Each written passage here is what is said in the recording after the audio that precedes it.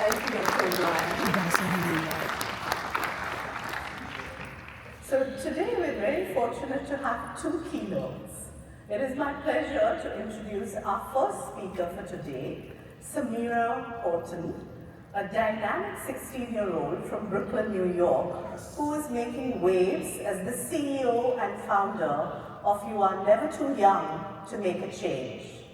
An award-winning DJ, Samirah has been recognized for her incredible contributions, including being named one of the top 5 honorees for Time Magazine's Kid of the Year in 2022 and receiving the President's Award from former President Joe Biden. She is also an accomplished author with her books, The Bully Stop and Passion, Purpose, Change. Samirah's contributions include work with the Brooklyn Nets, Nike, Jordan, Spotify, Apple Music, and the New York Philharmonic. Her inspiring journey has been featured on Access Hollywood, The Nick Cannon Show, and the New York Living Show. If that weren't enough, Samirah has also developed a unique curriculum that blends anti-bullying education with music, which she brings to underserved youth across the country. Her mission is to provide direct anti-bullying services, raise self-esteem, and offer support to students, families, and school administrators, empowering children to become change makers. We as counselors know how effective peer-to-peer education can be, even as we struggle to find effective ways to intervene with bullying and cyberbullying. Samirah's work shows us that you're never too young to make a difference. We are thrilled to hear more about her important work and welcome Samirah to the stage. Yes!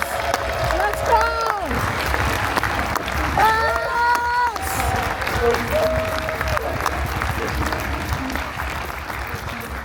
Good morning, everyone. Lovely to see your faces here so bright and early. I appreciate it. Once again, my name is Samirah Horton, also known as DJ Any Man.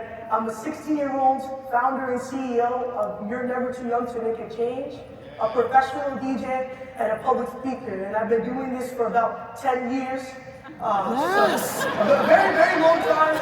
I can't say how truly honored I am to be in a room full of people with PhDs and doctorates, and I'm a junior in high school. This is kind of insane. But nonetheless, I think it's very helpful for you all to hear my perspective as well. Being someone who's a kid and a teenager, I think that perspective is always helpful. So I'm so excited to share with you all today.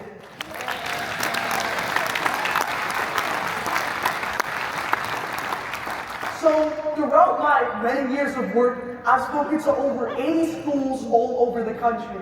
And through them, I've developed a curriculum, but I've also got some statistics as well to add on to what I want to say here.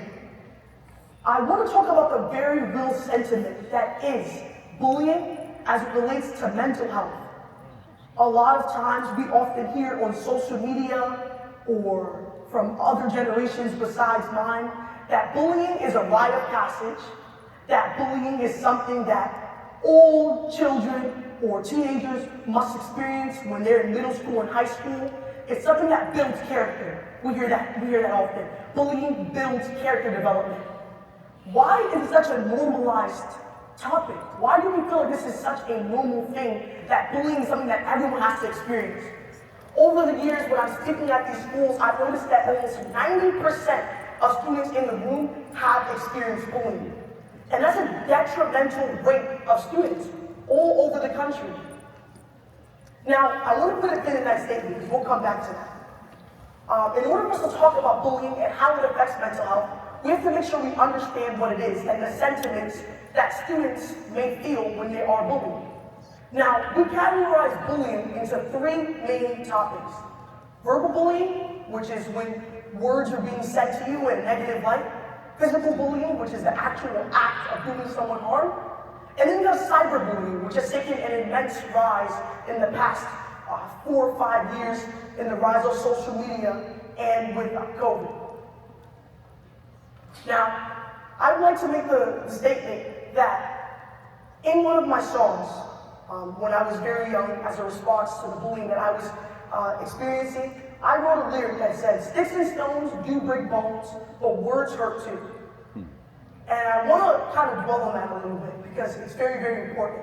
Sometimes we often feel like words don't mean anything, but they mean a lot. And to really unpack that sentiment a little more, I want to share my bullying story.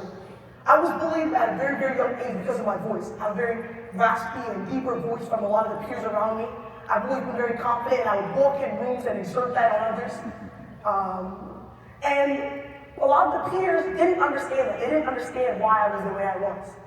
They would make comments about me, saying that I sounded like I smoked packs of cigarettes, or my voice was too deep, or I sounded like I was a boy. And while yes, those things were words, I started to change my entire demeanor. I started to change who I was as a person. That same confident girl would make herself physically smaller in rooms. That same confident girl would put her hand over her mouth in order to stop myself from projecting less and make my voice and my loudness, I would want to dull it. I would speak in a higher pitched voice often sometimes as a way to assimilate with the people around me. I didn't want to be seen and noticed because these things that made me who I was were so frowned upon. Now, luckily enough, I came home and I had a very supportive system with both of my parents. But what about the kids who don't have that experience, whose parents still have the mindset that bullying is a rite of passage that they must experience? What do we do with those kids? And to emphasize this point even further, that's just my perspective. But that same 90% of students that we see at schools have experienced this as well. And bullying happens to be a loop. Bullies don't just bully out of nowhere. Bullying is a trauma response in ways. It's what students do in response to maybe things that they've experienced in the past. A rough home life, maybe even being bullied themselves. So now when we have this notion that bullying is something that just happens to everyone, we create this loop of negativity. And if this behavior isn't addressed, these people become adults. These same adults with these same hurtful, negative sentiments that sometimes end up in our current political office right now.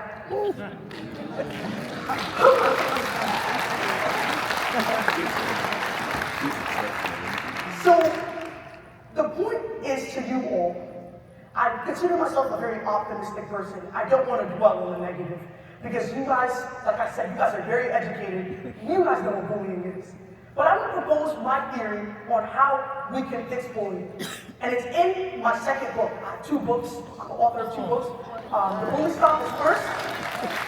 Stop. The Bully Stop is first, but Passion, Purpose, Change is my theory on how we can combat this epidemic of bullying. Now, I don't think that it's very realistic for me to say, oh, well, we should just be kinder to each other. Because that happens, we hear that a lot. That's not a very helpful sentiment. But here's what I think we should do, right?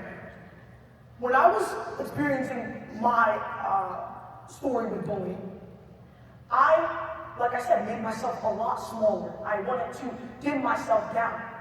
But if I had someone teach me, like my parents did, and told me that these things that I was being picked on were my very same superpower, I was so much better off from that. That same girl that was told that she was so loud and obnoxious in rooms is now standing on this stage presenting to you all. The thing that I was told was,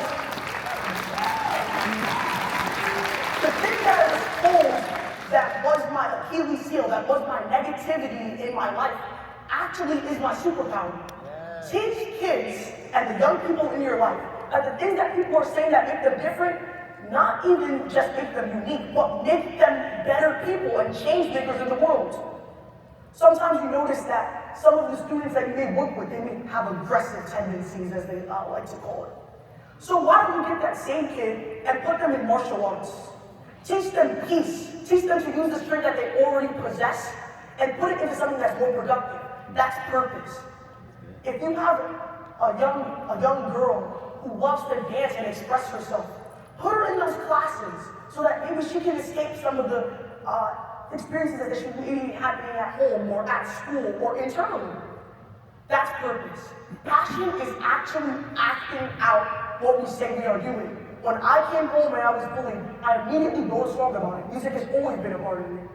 And that was me using my passion that I already had as a purpose, spreading that song on social media so others can hear the message. That's the way we do it. Using all these negative things that we are told makes us so bad, and using it for a positive change. Now, I like to consider the change is the actual action and going and doing it. Because I wrote that song. Now, from the song, I wrote the book called The Bully Stops, so they could be an educational tool in classrooms. Expanding on that, connecting with other young people in my community or nationally to get this message of anti-bullying out. That same kid that we put in martial arts, having him compete on competitions and raising money for local charities that matter to him. We just turned a kid that was deemed aggressive and not fit for this world to be someone who can be productive and a change maker. And you do that one by one by one. Because like I said, these passions are things that we already possess. Even the adults in the room know that they may have had a quirky thing that they had when they were younger, but now they're using it to their advantage. When we allow kids to understand the things that people say that are horrible are actually things that make them stronger, are the way that we create change in an effective way. Now, I know you guys are all adults, so I won't give the same messaging that I will do to kids. Instead, I'll leave you with this. Things to talk to your young people in your universities, in your schools, and the young people that are around you. You are never too young to make a change. That's the name of my nonprofit, and I'm committed to that. I truly believe that you were never too young to make a change.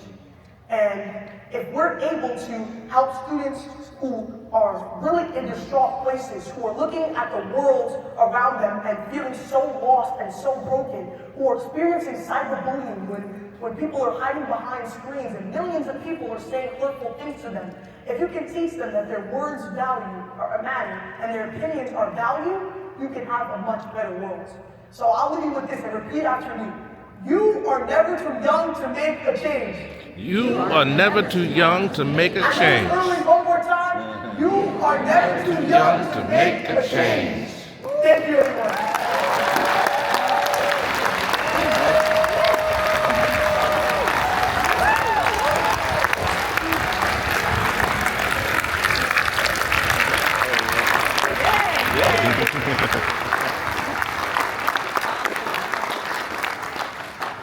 Yes, Samirah. Thank you, Samirah, for inspiring us with your ideas, your talent, and your enthusiastic can-do attitude. Samirah will be available to sign her books in the Regency foyer of the Hyatt Regency Orlando immediately following this general session. Thank you again.